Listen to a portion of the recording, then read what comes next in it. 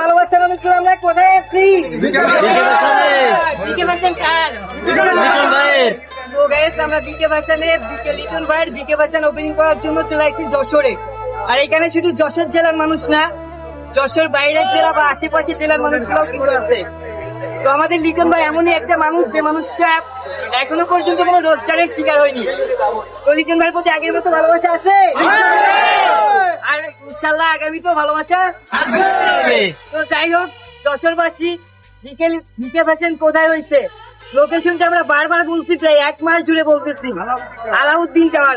তো আলাউদ্দিন টাওয়ারটা একটু দেখাই দাও। ওই যে দেখা যাচ্ছে না। যাই হোক, যারা যারা আলাউদ্দিন টাওয়ার চেনেন না তারা তারা চলে আসবেন কোথায়? পুলিশ প্লাজার সামনে। আর তাও যদি না চেনেন তো জাবির হোটেলের সামনে। তো আমি সবার কাছে একটাই অনুরোধ করব, একবার হইলেও আমাদের বিকে ফ্যাশন থেকে কোনো কিছু কিনা লাগবে না, কোনো কিছু আপনাদের পূর্ণ